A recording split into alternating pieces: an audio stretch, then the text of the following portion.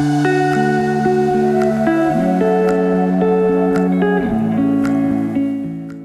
everybody, welcome to the Kitchen Noob. My name is Peter and I am an amateur cook making professional recipes. Today's recipe comes from a cookbook called The Pollan Family Table by author Michael Pollan. Michael Pollan is probably most known for his interview in the documentary Food Inc., but he also has a 4-part Netflix series called Cooked that's fantastic and you should definitely watch it. He's also an integrative journalist and author and has written books such as The Omnivore's Dilemma and In Defense of Food. So today we're making a recipe from the Pollan Family Table, and it is a fun play on the classic chicken noodle soup. It is chicken and Stelline or chicken and stars soup. I'm excited to get started. Come on back into my kitchen.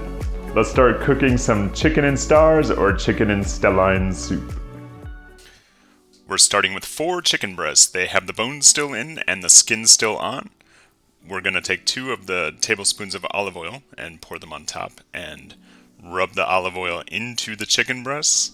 I'm using gloves here to prevent cross-contamination. Also because it's less messy, I can just take the gloves off. It's not so greasy. The oil coating on the chicken breast will stop this from getting rubbery in the oven, since we're not going to cover them in the oven.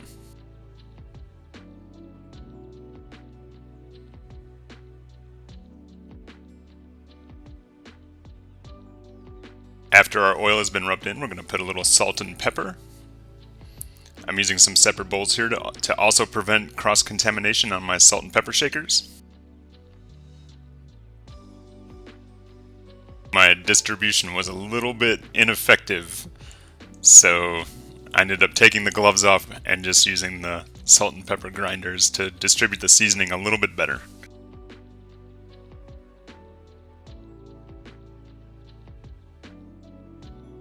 Be sure your oven is preheated to 350. We're going to bake our chicken breasts for about 40 minutes. So this is my first time ever using a leek. I don't know that I've ever eaten leeks before, probably, but maybe I didn't know about it. The first thing you do to prepare these is to cut off the green parts. You can save these if you're going to use them in a stock. They're very flavorful, but you just don't want to eat them because they're very fibrous. And of course you want to take off the little hairy root part.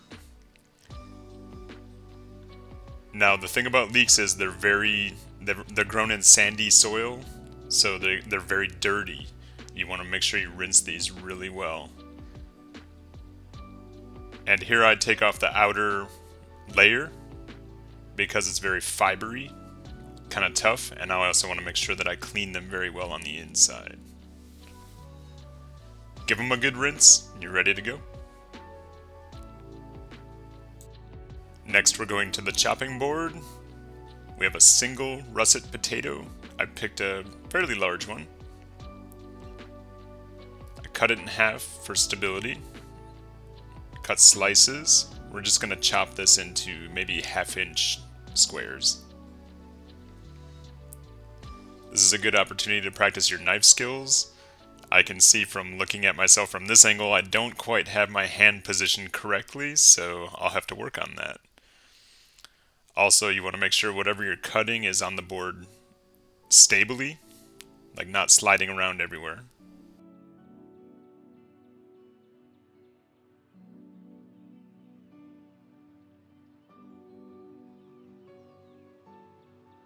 In a situation like this, I noticed that I had too much stacked up there and the knife was slipping around, so I took that little piece off.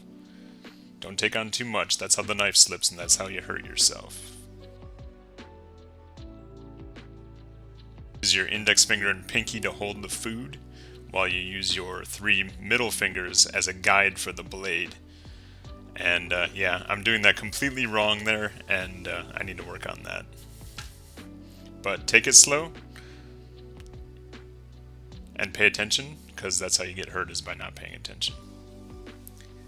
Next up is our celery.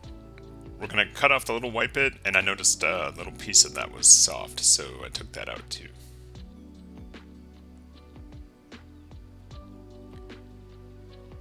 Now I want smaller pieces diced, so I'm going to take the tops off, but I'm also going to make a long slice right down the middle. just to cut that celery in half. Then we can take all 4 stalks and just give it a nice chop.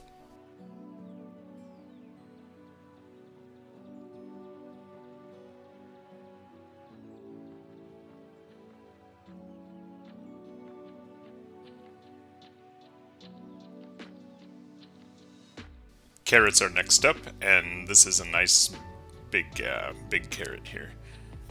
I don't peel them. I just stopped one day. I don't know why. I didn't find the appeal. But I do wash them really well. And okay, so for this carrot, I want the pieces to be about the same size as the celery, so I need to break this carrot down. So I cut it in half to make it more manageable, and then I took each half and cut it into quarters, just to make it a little bit safer trying to cut that because it's a little off balance, it being a round shape. And here we have nice quartered slices. Here we have our leeks. Again, having never cooked with these before, I just decided to cut it in half, make it more stable on the board, and more bite-sized pieces, and just slice.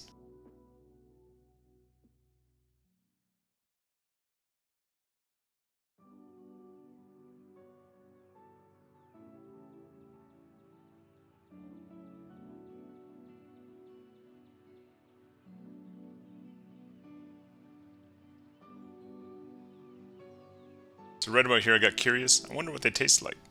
So I took a little piece, and they taste a lot like green onions. They're a little bit more mild, but they still have the same type of zip that an onion would have.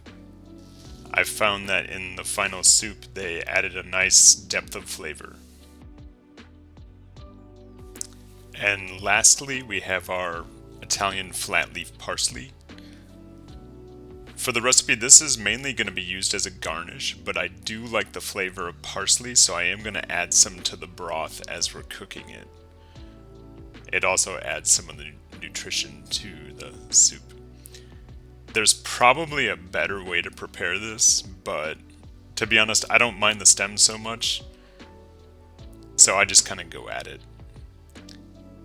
And as I'm pulling the leaves off, I'll take some of the bigger stems out. It's not a big deal.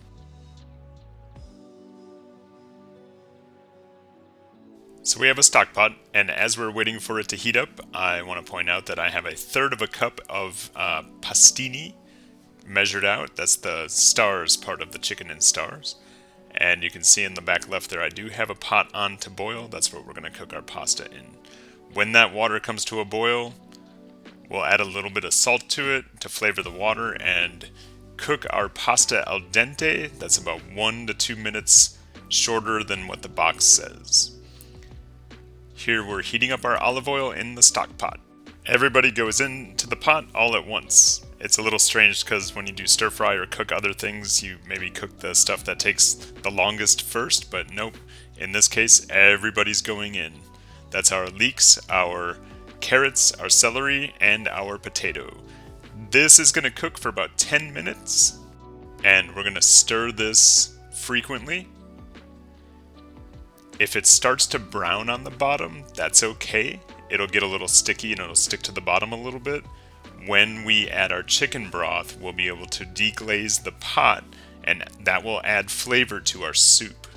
However, if you find that you're browning too much on the bottom of the pan, or maybe it's starting to blacken, that means your pan is too hot. You can turn it down a little bit.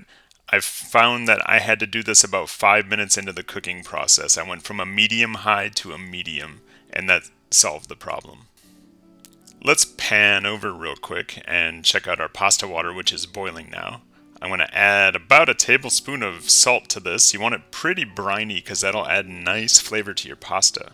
Stir it in a little bit, make sure it's dissolved, and in with our pasta.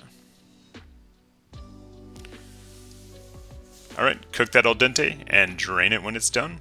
In the meantime, our chicken is done baking. It took a little longer than the 40 minutes that it said. It needs to temp at 170. Temp your biggest piece of chicken right through the middle of the fattest part of the meat. And once we give this a chance to cool, we're going to pull the meat off the bones and shred it. Our veg is nice and tender and cooked. We're going to add our chicken broth. We're going to use 10 cups of chicken broth total, so that's 2 cartons, and then I've measured out 2 cups in a measuring cup. Now what I've done here is I've started with just the 2 cups of chicken broth because we're going to do some rigorous stirring and scraping to get all that brown goodness off the bottom of the pot. So after deglazing, we're going to add the rest of our chicken broth. That's going to be 2 cartons. That's 8 more cups. And just a little kitchen economics tip for you. The open carton that I have, there's still half a carton of chicken broth open. I've taken a Sharpie and I wrote the date that I opened the chicken broth so that when I want to use it again, I know how old it is. Put it in the fridge. Now I'm deviating from the recipe just a little bit here. I wanted to add some parsley to the broth, so here I am just picking a little bit more of the stems off, just getting the leaves in there.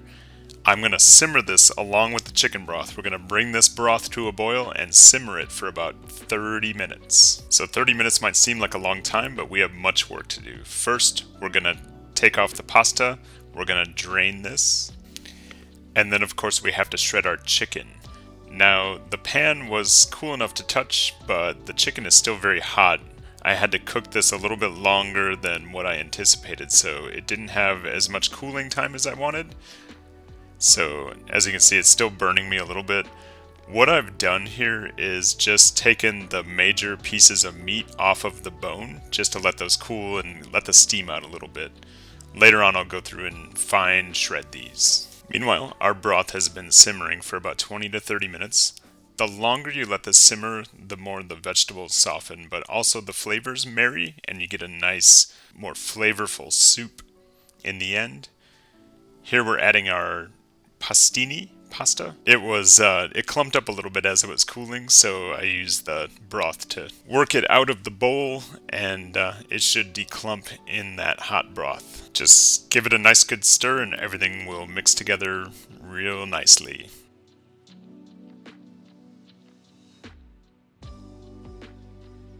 Okay, now we're going to add our chicken. This is 4 chicken breasts worth, plus the tenderloins that was part of the chicken breast. It ended up being a lot of chicken. It was a very chickeny soup, which was excellent. And we're just going to give that a nice good stir and simmer this for about 10 minutes. Okay, so there we have our chicken and star soup. It's just gonna simmer a little bit longer before it's done. Tonight I'm gonna pair this with a beautiful grilled cheese sandwich. I have a nice sourdough bread and some nice New Zealand grass-fed cheddar cheese. What I like about this soup is that it's very hearty and very simplistic to make. It's very warming and filling and nourishing on a cold February night.